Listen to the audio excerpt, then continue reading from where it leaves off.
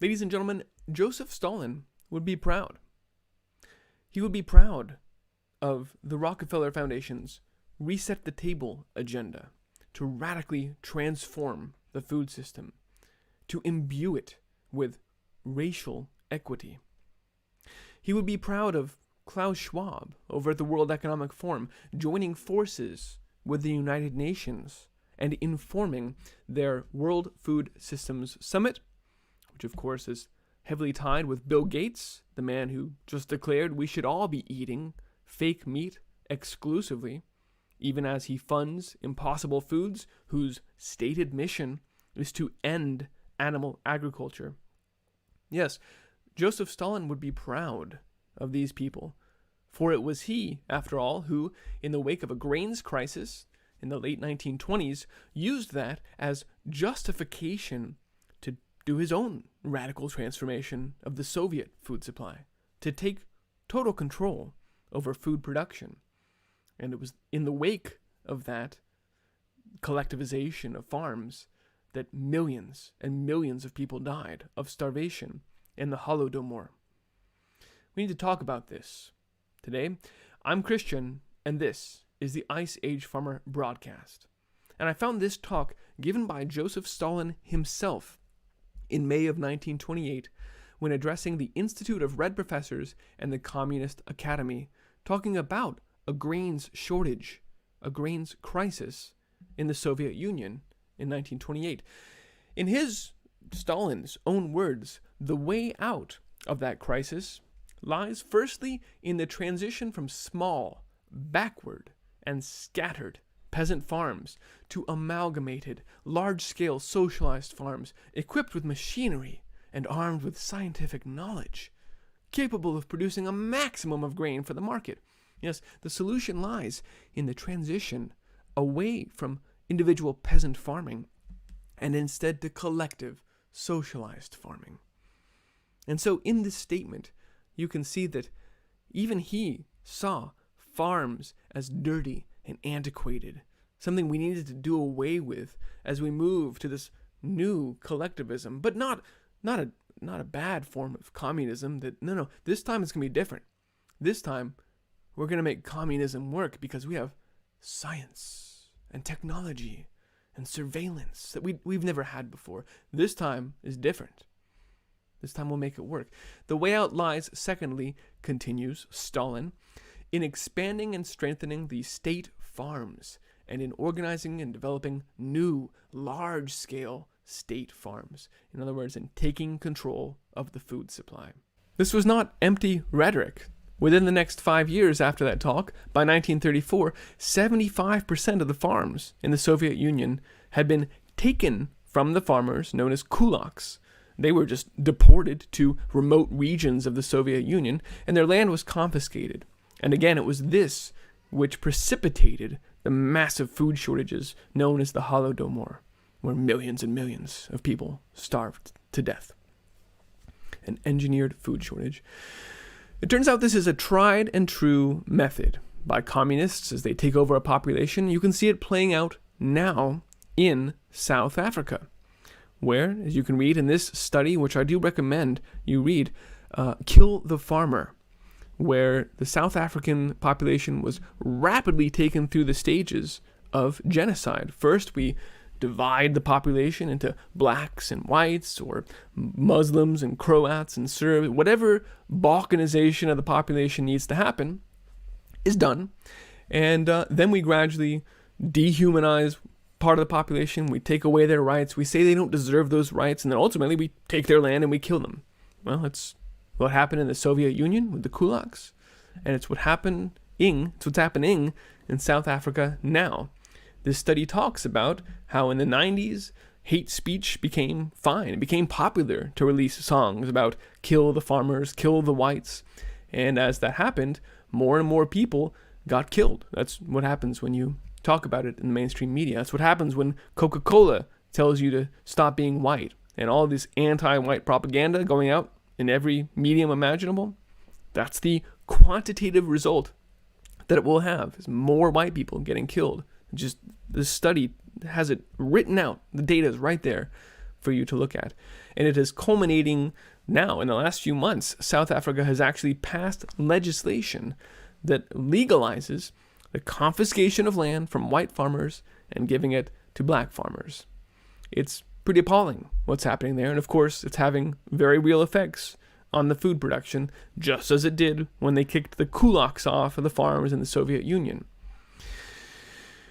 Now, we have our own grains crisis happening globally this time.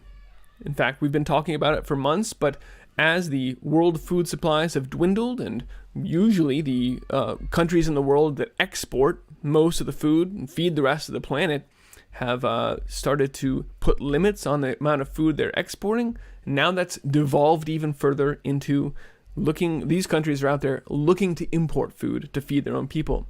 Here, from AgriCensus, Ukraine, the 9th largest soybean producer in the world, is looking to import soybeans after local supplies dried up and domestic prices surged. And they've started to look towards the Brazilian crop, but that crop is stuck in the ground under heavy rains, which are keeping them from harvest. In Brazil, the world's largest exporter of soybeans, farmers have been unable to harvest their crops due to excessive precipitation in several growing areas. There may be a record crop, but it doesn't matter if it's stuck in the ground. And so all eyes have been on South America, but this is a continuing problem there. These rains are continuing right now. And as we head into March, what that means is because those soybeans are stuck in the ground, Brazil has been unable to plant what's called the safrinha, their next corn crop. And that corn crop is losing a ton of yield every day that goes by that it's not in the ground. And some analysts have even started to peg the losses at 5 metric million tons of corn, which, given that Brazil's carryout last year was only 6.4, their ending stocks, the amount of corn that Brazil had was only 6.4, and they've already lost 5. So we're talking about they just wiped out 80% of their total corn ending stocks from last year. So this is a non-trivial blow to corn production, and it's especially a problem when you look at it in light of the fact that all eyes have been on Brazil and Argentina after US and China crop losses these last few years. So this is a cascading problem. It's a global problem, and it's this global grains crisis that is being used to justify, again, the radical transformation, just like Stalin, of the world food supply and its production. So again, against that backdrop, in the United States, the coronavirus stimulus bill that was just passed had $5 billion set aside for farmers' aid. But not for our farmers, just for black farmers. Now, I will say, obligatory at this point, I don't care what color your skin is. We all eat, and I think we should all be able to feed our families. And if it's good, healthy, nutritious food, I don't even care where the food comes from or the color. I mean, it goes without saying, right? Race shouldn't enter into this equation unless it's by design, unless it's part of that divide and conquer, leading to the balkanization and eventually the elimination of parts of the population and justification to take over the food supply. That's what this is. The funds here have been set aside to pay off USDA loans to black farmers only. And not just to bail them out, not just to pay off. Never mind that all farmers have been struggling to make ends meet and trying to service their debt on their USDA loans. Now we're going to bail out just the black farmers. But not only that, we're going to give them 120%. So here, your loan is forgiven, and here's a little bit of extra money on the side because you're black. This is literally the same thing as reparations, but only for farmers here. And again, the point here is, for one, to crush the white farmers, just like the kulaks. Joseph Stalin would be proud, but also to aggravate, to pour vinegar in the wounds of racial division, to foment this racial division, and ultimately to stir up a race war. This is happening aggressively and rapidly. Tom Vilsack, the Biden-Harris new nominee there at the USDA, the new head there, has just appointed these gentlemen, including Dwayne Goldman, who is going to be the new senior advisor for racial equity to the Secretary of Agriculture. I don't know why the USDA needs an advisor for racial equity, except that they're implementing exactly the racial equity the Rockefeller Foundation described in their Reset the Table agenda. Goldman, who previously worked at the tech department of Monsanto, which is now part of Bayer Crop Sciences, is being brought in explicitly to, in the words of Tom Vilsack, quote, accelerate a transformation of our food system. Same language as the Rockefeller Foundation. The same language as the UN World Food Systems Summit. The same language as the EU Farm to Fork.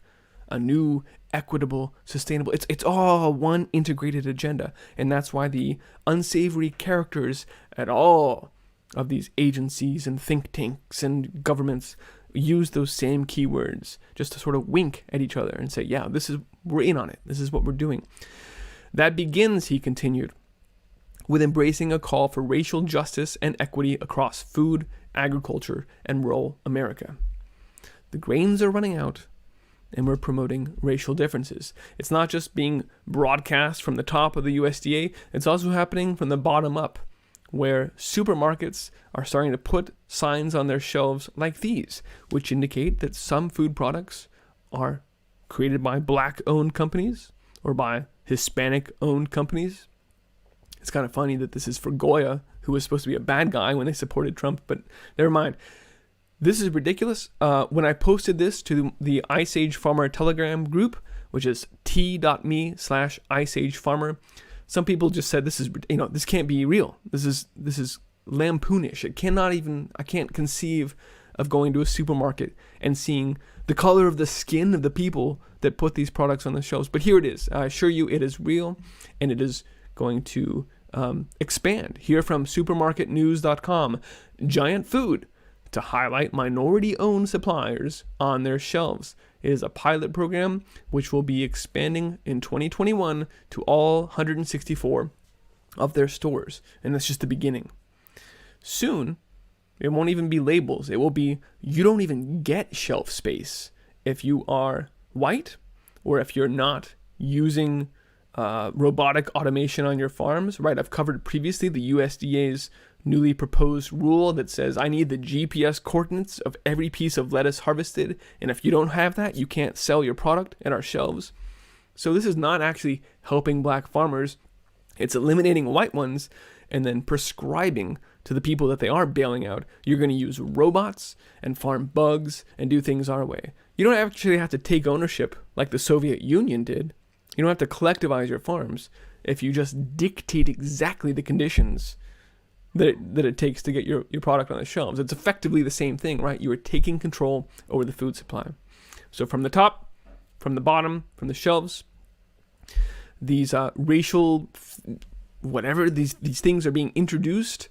And it's not just a racial thing. Here is a new law that's being considered in Colorado, which literally criminalizes the animal husbandry practices that farmers and ranchers have been using since the dawn of time. You won't be able to mate your animals, to breed the next generation of livestock anymore. There's now new restrictions on this. It's called the Protect Animals from Unnecessary Suffering and Exploitation. Again, it sounds great. All of these things sound really nice. You're going to own nothing but be happy, right? It's all very, they put a smiley face on communism these days. But I also wanted to point out, this literally says lamb and veal will be gone. It's illegal now. You have to wait until livestock are 25% of their natural livestock lifespan before you can slaughter them, which means it criminalizes lamb and veal. I just want to be very clear that you're witnessing a part of the end of animal agriculture. And if you look at this as disparate, weird things that are happening, well, that's weird. They would bail out the black people. That's weird that they would criminalize animal husbandry. Oh, it's weird that they would have fake. No. If these things seem odd to you, if they are not making sense to you, if they're just little disparate, odd happenings, then you need to change the lens through which you are viewing reality. You need to adjust your paradigm until you find the one that fits. And I'm telling you, the one that fits is this total takeover of food this making it illegal to farm and ranch because it's dirty and antiquated. You saw Stalin say, in his own words, Joseph Stalin said, it's not peasant farms owned by people anymore. It's large-scale, state-owned, science and technology-driven farms. That's the future, collectivized farms. And that's why Bill Gates is talking about, I'm going to own it all, you're going to own nothing, and it's going to be fake meat, because communism will work better if we do it this time with science and technology. I'd also talk about the fact that they have just reclassified animal manure as a highly toxic industrial byproduct in Australia. Never mind, that's how we have fertilized our farms since the dawn of time. Now it's dirty and dangerous, and you can't use it as fertilizer, and you have to pay a premium to dispose of this industrial waste, because they will make it illegal or economically impossible, infeasible to produce food the way we always have been. It's just like Obama said about the coal power plants. You can still open a coal power plant, but we're going to bankrupt you. It will be economically infeasible for you to farm the way you have been from here on forward. And when you look at the cast of characters behind the UN World Food Systems Summit, not only are there many links directly to the finances of the Bill and Melinda Gates Foundation, but look at these people. Here's Francesco Branca, who was the World Health Organization's nutrition director, literally telling you everything has to be reset. He was director of the nutrition and food safety at the World Health Organization, and now he says everything has to be reset. We must have smaller amounts of land. We can't devastate land any longer. This is the biodiversity call. It has to do with the 30-30 plan to rewild and put land into conservation. Just stop farming. Just shut them down.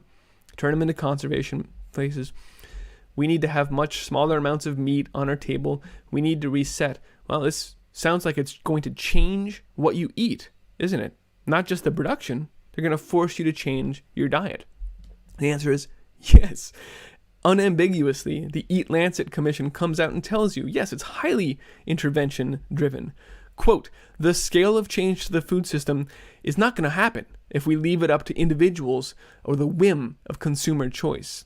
This change requires reframing at the population and systemic level. Hard policy interventions like laws, fiscal measures, subsidies and penalties, trade reconfiguration, and other economic and structural measures, like making it illegal to harvest animals, like making it illegal to use manure for fertilizer. This is what they're talking about, and it's happening now.